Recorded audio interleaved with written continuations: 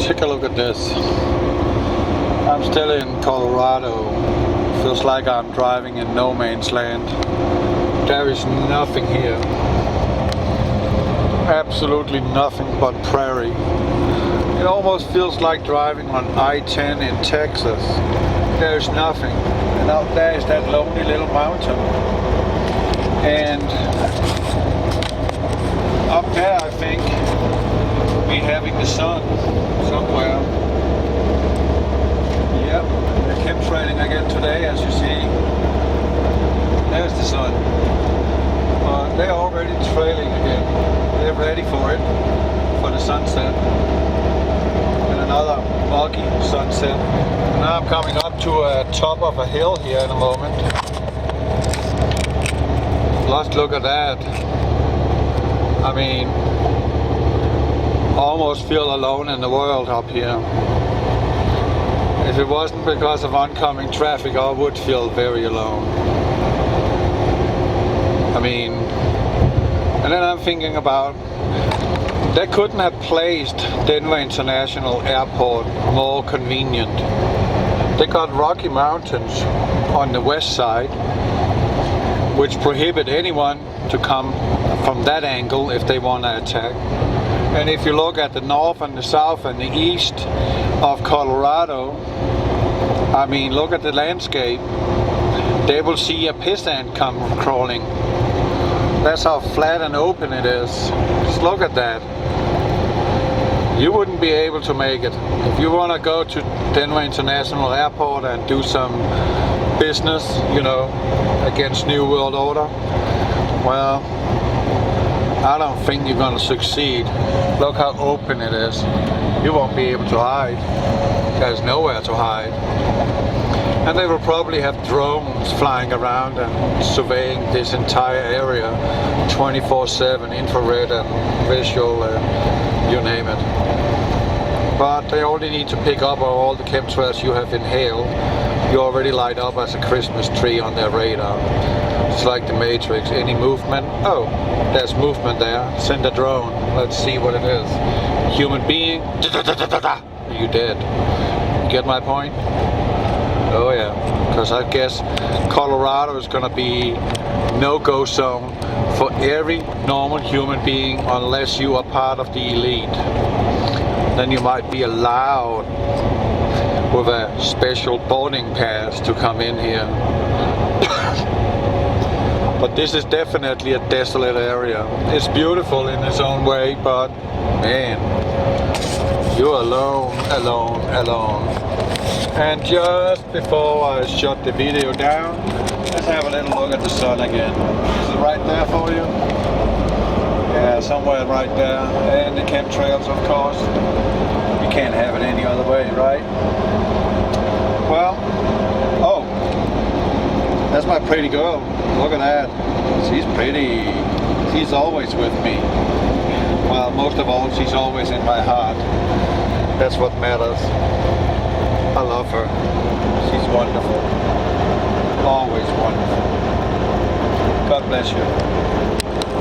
Okay, YouTube.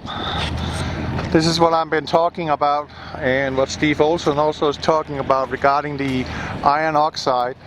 As you see here, you have a tight and a slight reddish tint in the clouds already. Maybe, just maybe, if I put a polarized glass over it, you see it much clearer. And these glasses are not tinting anything, but look at that. You see it? And right there, a guy, he stopped and he said, right there by those trees out there, there's Pikes Peak. That means over here, right there, there's a little hump. That will be in between the flag. It'll be right there, and there's the trees. Can you see that little dim thing in the middle? That's Pikes Peak. So as you see, the clouds appear like they are reddish, and that's even with the naked eye. That's quite astounding, isn't it? I would say so. Look at that. All the way out. You see how it's fading, the further out you go. That's pretty amazing. Now FedEx comes along.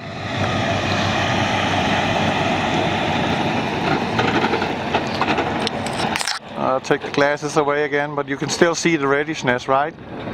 That is the iron oxide. No question about that.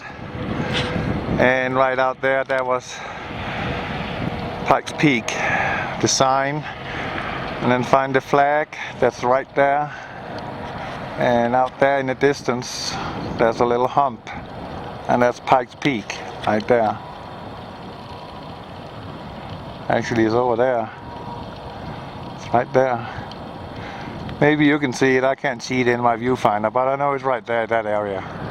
In between the flag and...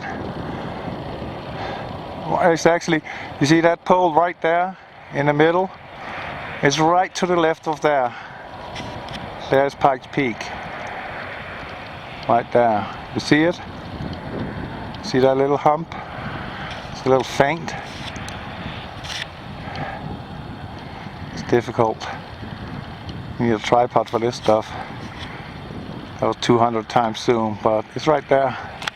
But you see the clouds are having this reddish tint, and that is what we believe is the iron oxide dust. It's much clearer, dimming the light a little, so the whiteout is not so bad. The sun is still so bright you can't look at it, but look at that, you see? And when you come out here you don't see it, but you see it in the vicinity of the sun. And you go out here towards the north, it widens out again. As soon as you get closer in towards the sun, you see how the dust is being illuminated. Okay, it's pretty cold out here. I better go back. I wrote something on my trailer for a change, just to encourage people to do something, like look up something. So I'm right there. Man, I'm freezing. Ooh, it's nippy. I'm in a Reba. I don't know, it's some Malmarga 370 or something. But I wrote up here, I don't know if you can see it, but I wrote Planet7X. Well, it's already, I better retouch that. Okay, over and out.